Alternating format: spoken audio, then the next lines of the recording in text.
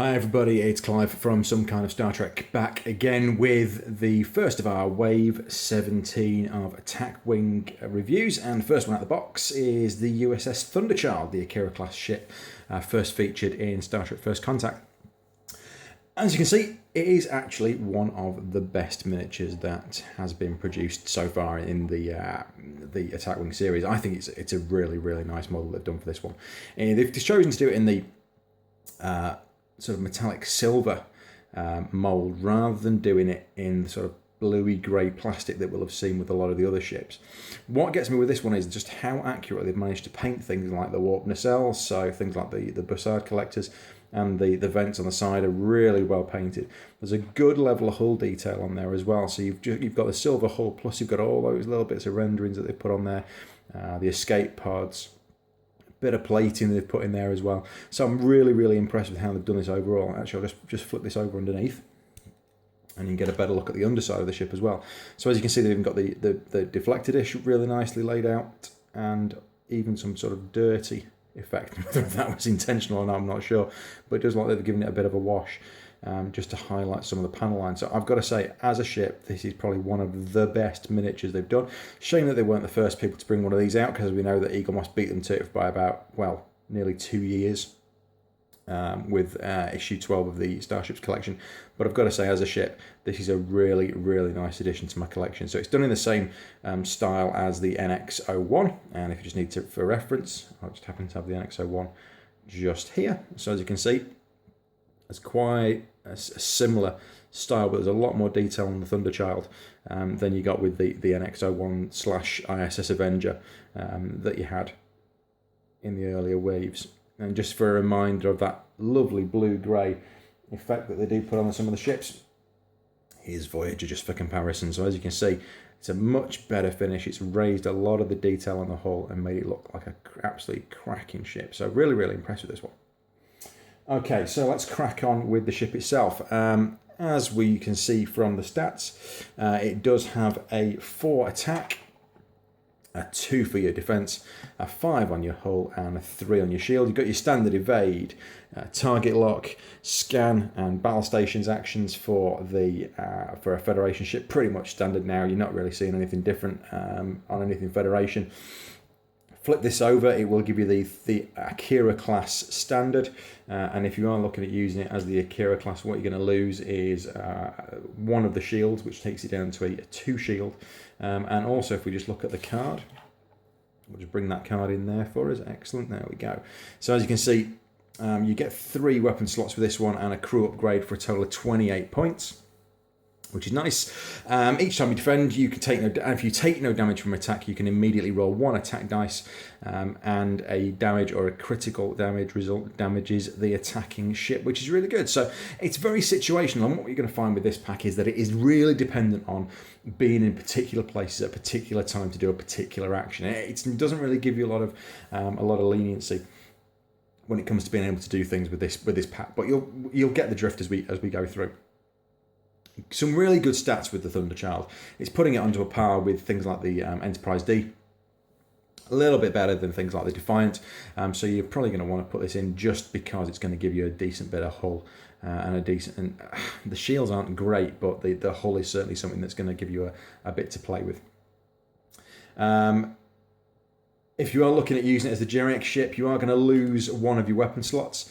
But it is interesting to note with this as well that there are 3 weapon slots and a tech and a crew upgrade on here. You actually only get 2 weapons upgrades and no crew upgrades with this ship. Just for note, but we'll come to a reason why you can fill at least one of those 2 slots direct from the pack. But you are going to, if you really want to play this and use all of the slots available, you are going to need to at least have another Federation pack, or at least another starship that's going to give you a weapon and a crew if you want to use those specific upgrades on this one. Okay, let's just move them out of the way. That's those 2 sorted. One thing you'll find with this wave as well is that the movement card of all the ships in Wave 17 is exactly the same. So they all have fairly decent manoeuvrability, not the best speed, so they can get up to 4. There's no reverse manoeuvres on there. You're getting greens at 1 and 2. You've got a tight 3 left and right, which are going to require you to take on a power token. And also you've got that great 180 there, which is going to cause some issues when you pull that one out against some of your opponents. So there are a lot of options here, good maneuverability, but it is interesting to see that both the Akira, so the Thunderchild, the Vrax and the Tong all have exactly the same maneuver pattern in this wave. So it's just one to bear in mind as you're going through and you're looking at the ships from this section. For your captain options with the Thunderchild, you do get your generic captain, your Federation one. There he is, looking very stoic and Vulcan. And your two better options that you're going to be going for with this one is Hayes and Shanthi. Unusually, these two guys, and it's unusual for pack, and I only realised this shortly after I got it, that both of them actually can be used as an admiral. So both of them will give you a +1 on your captain skill. Both of them will still let you use that elite upgrade, but Shanthi is going to cost you just that point less if you're using her as an admiral. So let's look at the stats. So as I said, Hayes is your highest stat here with a 5 for your captain skill. We saw him in First Contact, we've seen him in Deep Space Nine, and we've seen him in Voyager as well, as Admiral Hayes, played by Jack Shearer, who also played a Romulan, but that's by the by. So with Hayes, you can provide all friendly ships within range 1 of your ship to gain 1 attack die this round, 2 if they are against Borg ships. Interestingly enough, that's basically an Admiral's action right there. So you can just effectively have him as a captain. You don't even need to have him as an admiral. I think with Hayes, your better option is to stick him as a captain, and if you are having a fleet admiral, pick somebody else, because you can still use his action even if you use him as a captain. So there makes no point having him as an admiral option. I think it's purely because he was an admiral in the series that they've given him that, but there you go. Shanthi, on the other hand, you target a ship at range 1-2. When attacking this ship this round, you can reroll all your blank results once. In addition, if the target ship is cloaked, immediately flip that ship's cloak token over to its red side. So you are decloaking a ship, which is very useful. So what gets me here is if you're targeting that ship at range 1-2, you can't attack it because it will. If it's cloaked, surely that ship is gonna not be target locked because it will be cloaked. But anyway, it's an unusual one. When you're attacking that ship this round, you may reroll be blank. So you would have to have had that ship targeted before it was cloaked to have that effect. So that's really situational. You're going to have to think about using that one quite a way ahead, because it also means that you can decloak that ship and you can reroll all your blank results. So if you attack it and don't get much, you can then reroll whatever you got. Like, again, very situational, dependent on your dice that you're getting. You might not get any blank results with that one. So it's quite a tricky one to try and work into the game. Captain Skill 4 with Shanthi. We saw her in Redemption, if you're looking for the episode reference with this lady. I'm not a great fan of this card. In fact, I'm not really a great fan of either Hayes or Shanthi here.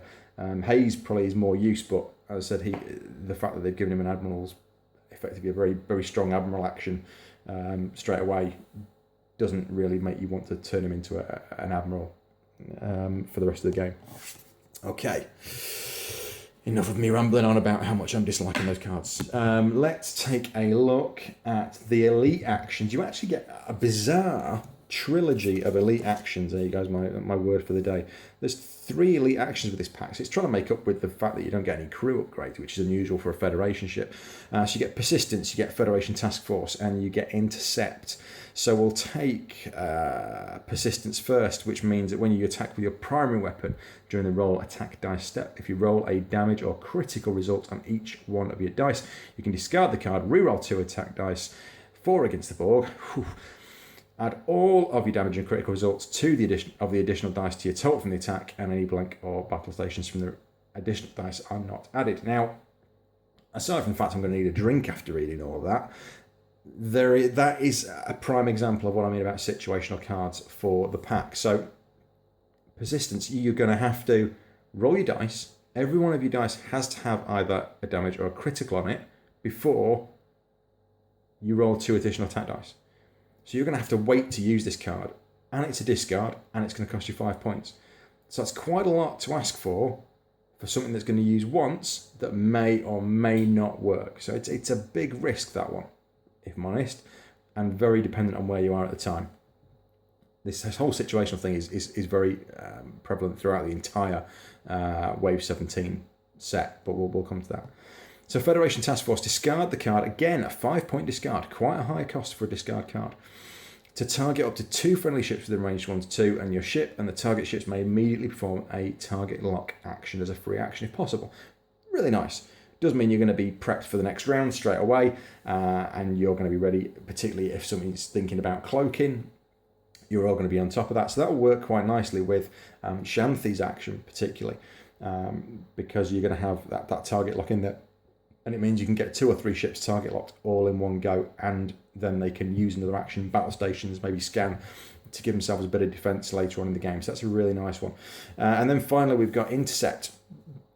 So with Intercept, if a friendly ship within range 1 of your ship is attacked and your ship is also in an attacking ship's firing arc, you may discard this card to force the attacking ship to perform its action against your ship instead of the target ship.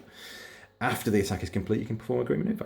And that's really nice. So you can get a 1 or a 2 maneuver out of that. You're pulling some damage off a ship that is quite heavily targeted already. I would particularly think if I was using something like the Constitution class, then this would be quite a good one to have somewhere nearby to take a few hits and take some pressure off it.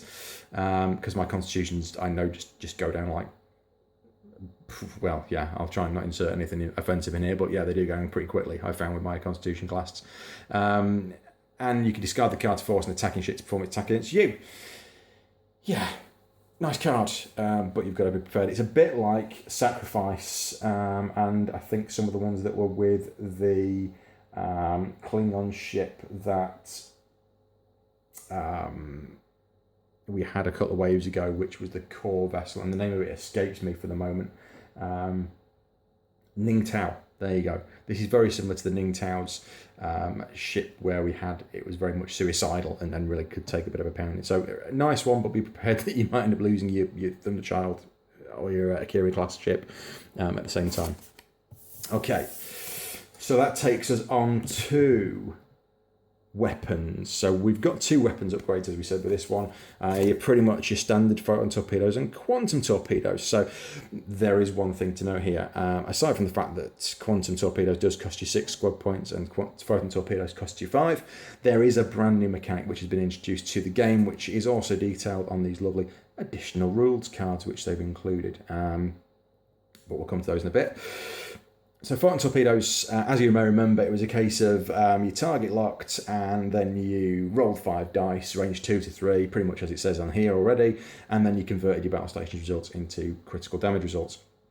What you do now to re-enable those, instead of wasting an action to re-enable them next time, so you place the disabled token on your card, and then you re-enable them 2 or 3 goes later as an action, what we now have is these, which are time tokens. So with this one, you would place 3 of these onto your photon torpedoes if you use them, once you've target locked and fired. And then each round you take one of your 3 tokens off until they're re-enabled. So they've got virtually real-time reload on your weapons until they can be used again. And the same goes for quantum torpedoes now. The big difference between these 2 is that with that one, you're converting battle stations into a critical. With this one, if you hit the ship, you're adding a damage result to your total damage. Still being able to fire both of them from your forward or rearward arcs. Both use 5, but you are going to get a little bit of extra damage from this, but only if you get a result. What you will get with that is you're going to get critical, so it might go through to the shields.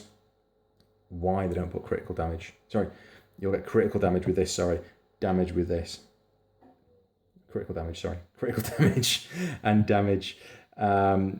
Brain was working in about 15 different ways. Why that you don't get critical damage on a quantum torpedo and a photon torpedo is bizarre, but I would have said that you would have much better got a critical damage on that than that. Think about that one in your own time. But there you go. What you also get, which can assist with your weapons, is rapid reload. As we said previously, there is 3 weapon slots and a crew upgrade on the Thunderchild. So I'll just bring that card in as well. So just remind you, there you go, 3 weapon slots and a crew upgrade. Woo! What you can do here is you can pop that into either one of your crew or one of your weapon upgrades, as you can see, or you can use it as a tech on another ship. And when you're instructed to put time tokens, Good old time tokens. There we go. I'll put that in as a reminder. You can disable the card to place only one time token instead of the required amount. So you can end up disabling this card so that you only effectively miss one go with your torpedo options that you've got with this pack. So a nice one, only going to cost you 2, but remember this is going to be a 5-point cost, this is going to be a 6-point cost.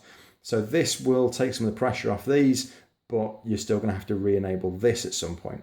So whether that's a benefit, I'm not sure, because effectively you're then turning this card into your disable card as previous. We'll see how that works out. I'm quite impressed with this time token idea, that you get 3 goes before they're re-enabled, or you can speed it up by disabling this one. Very good idea. I wish they thought of this back in Wave 0. So, rounding out the pack, you do get your standard Admiral's rules, as you may remember. There you go. What I just want to cover as well with this one is that on this card, you've got the time token piece, which is here, but you've also got this one, which is continuous effect tokens. Now, we've not seen these, and interestingly enough, none of the ships in Wave 17 have any of the continuous token effects tokens with them.